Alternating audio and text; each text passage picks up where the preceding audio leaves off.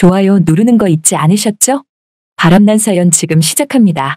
가끔 이렇게 저 또한 사연을 듣다 보면 저와 비슷한 상황들이 정말 많더라고요.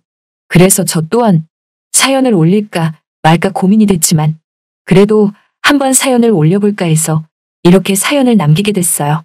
안녕하세요. 저는 50대 중반의 주부랍니다. 얼마 전까지 일하던 남편이 회사 사정이 어려워져서 내쫓기다시피 해서 남편은 하루아침에 실업자 신세가 되었고 그로 인하여 우리 집 가세는 점점 기울어져 가게 되었죠. 가뜩이나 큰애 결혼한다고 그동안 모은 돈 있는 돈 다 털어서 시집 보냈더니 아주 집구석엔 쌀 한 톨조차 아쉬운 형편이 되었답니다. 그러니까 이 와중에 뭐 어쩌겠어요? 남편은 이왕 잘린 김에 그냥 훅 쉰다고 하지.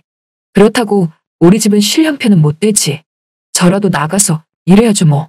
하지만 평생 살림만 하던 아줌마가 뭐 제대로 할 일이나 있겠나요? 게다가 나이는 50대 중반이니 써주는 곳도 마땅히 없었답니다. 기껏해야 식당 같은 곳에서 써준다고는 하지만 그조차도 요새 많이 없더라고요. 왜냐면 다들 아시다시피 사정이 안 좋으니까요. 그래서 여기저기 알아보던 결과 파출부 일이 보이길래 전화를 걸어보니 거기는 파출부를 알선하는 곳이고 매일 전화가 오면 일당 받고 파출부 일을 보내주는 곳이었죠. 저는 그리하여 우선 파출부 일이라도 시작하게 되었네요. 그래도 다행히 일은 있더라고요. 한 일주일은 그렇게 파출부 일을 하며 수수료 떼고 일당을 받긴 했지만 이조차도 요새는 어려운 건지 이상하게 언제부턴가 1, 2순위 일가라고 전화가 안 오지 뭐예요? 파출부 일을 알선하는 곳에서조차도 전화가 안 오니 난감해서 제가 전화를 해봤어요. 요새 통 일가라고 전화가 안 와서 그러는데 일이 없는 거냐고 물으니 그렇다면서 요새 일이 마땅히 없다며 나중에 일이 들어오면 다시 연락 준다고 하지 뭐예요. 그 말을 들으니 한숨이 나오더라고요. 그 일이 있고 며칠 뒤 아침 일찍부터 전화가 걸려오길래 받아보니 파출부 일을 알선해주는 곳이었죠. 저보고 일 있다고 하면서 오늘 괜찮겠냐고 하길래 저는 당연하다며 그동안 쉬었으니까 일한다고 말하니 그쪽에서 하는 말이 이번에는 평범한 파출부 일은 아니고 공사판에서 잡일을 좀 하는 건데 어떠냐고 하더라고요. 그래서 전 그 일이 어떤 일이냐고 물어보니 공사판에 가면 아줌마들도 몇 있다면서 여기저기 공사판에 돌아다니며 쓰레기나 치워주고 잡일이나 하는 거라면서 크게 어려운 것 없다고 하지 뭐예요. 그 말을 들으니 고민이 됐어요. 왜냐면 그런 일은 정말 한 번도 안 해봤고 공사판은 남자들만 가는 곳인데 50대 중반 아줌마인 내가 그런 곳에서 과연 일이나 할 수 있을까 걱정이 됐죠. 하지만 뭐 어쩌겠어요? 일당은 받고 싶고 우선 알았다고 했답니다. 그리하여 알선해준 곳에서 알려준 공사장으로 향했는데 아파트 신축 공사장 같더라고요. 정말 공사 규모가 크지 뭐예요. 게다가 날씨는 겨울이라 왜 이렇게 추운지 정말 일이나 잘할 수 있을까 고민이 됐답니다. 그러는 와중에 한쪽에서 드럼통에 강목을 넣고 불을 떼니 사람들이 모여서 불을 쬐길래 저도 그곳에 가서 몸 좀 녹였어요. 그렇게 몸을 녹이며 주위를 둘러보니 다른 아줌마들이 몇 보이더라고요. 그런데 저 아줌마들 어쩌니 텃세를 부리던지 저보고 공사판 초짜라며 눈치를 주지 뭐예요?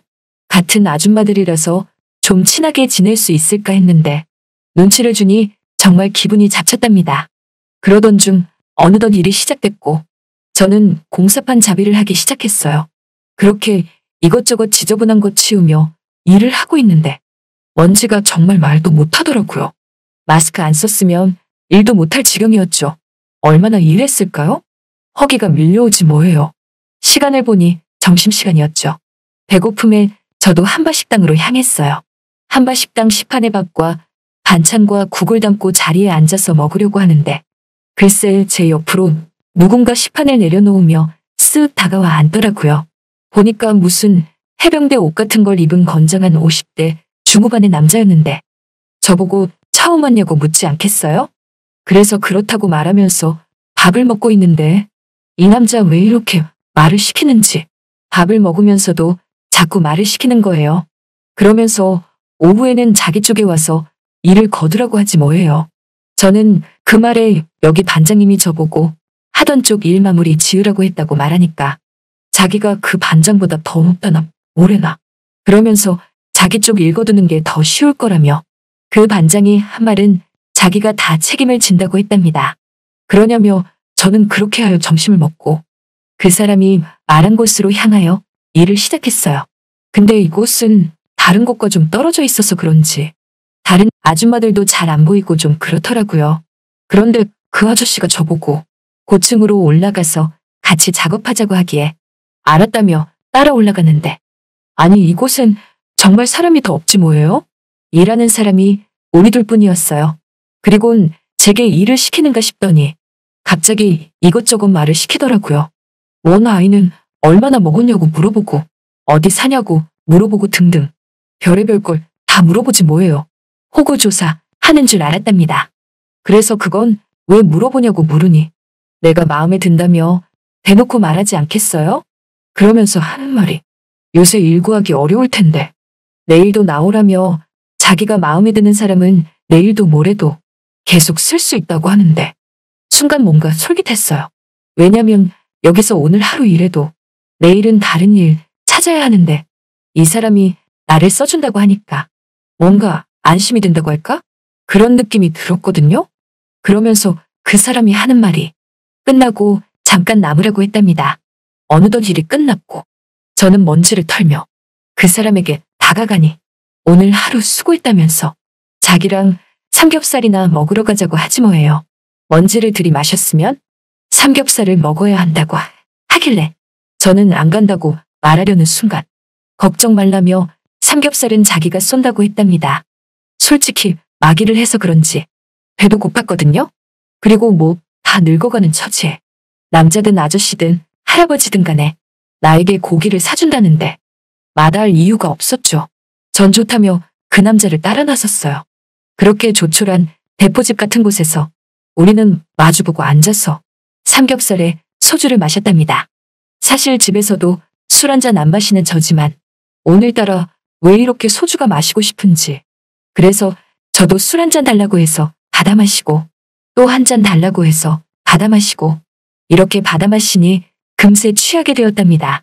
얼마나 많이 마신 건지 집에 갈 수조차도 없더라고요. 너무 비틀비틀 거렸거든요. 그때 그 남자가 저보고 집이 어디냐며 택시를 태워준다고 하는데 저는 택시비가 아까워서 아니라며 버스 타고 간다고 하니까 그 남자가 갑자기 제게 가까이 다가와서 부축을 하며 꼭 어디로 저를 데려가는 것 같더라고요. 이 다음 코스는 뭐 대충 짐작이 가실 거라 믿어요. 저는 속으로 안 당한다며 어디 한번 가봐라 생각하고 있었는데 그런데 갑자기 이 남자가 택시 승강장 쪽에 저를 세워두고서 제게 택시비 10,000원을 쥐어주며 택시 타고 가라고 했답니다. 그 모습의 순간 어찌나 신사다워 보이던지 보기엔 노가다꾼일지 몰라도 마음은 참 신사답더라고요. 그렇게 그 남자와 헤어지고 집에 와서 내일을 위해 잠을 청하는데 자꾸 그 남자 생각이 났어요. 남편은 옆에 누워서 자고 있지만 자꾸 그 남자 생각이 났죠. 뭔가 사내답고 나를 챙겨주는 모습이 솔직히 남편보다 낫다는 생각이 들었거든요. 그래서 그런가 다음 날에는 어제와는 다르게 그 남자를 의식하며 일을 하게 되더라고요.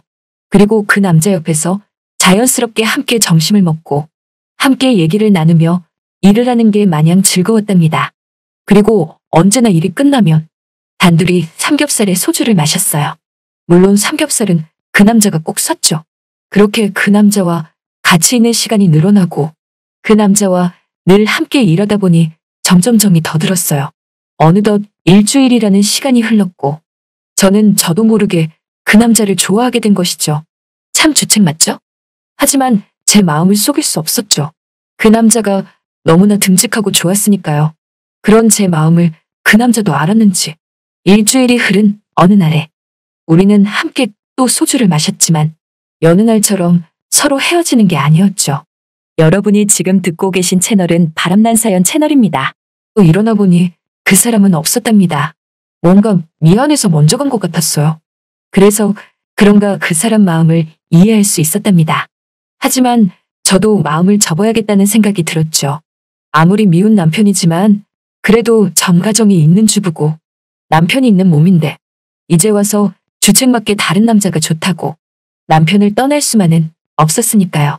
그 뒤부턴 그 공사장에 나가지 않았어요. 그리고 혹시 몰라 일을 알선해주는 곳에서 또다시 공사판 잡으러 가라고 하면 저는 안 간다고 했답니다. 왜냐면 그 남자를 또 만나게 될지 모르니까요. 또 만나게 되면 제가 정말 흔들릴 것 같았거든요. 그 남자도 듣자 하니 가정이 있는 남자라고 했는데 그래도 제가 좋았었나 봐요. 다른 아줌마들보다 저를 더 살뜰히 아껴주고 챙겨주다시피 했으니까요. 요즘도 파출부 일을 나가고 있지만 가끔씩 오다 가다 다른 공사판을 지나갈 때 공사장 인부들을 보면 그 남자가 생각이 나곤 한답니다.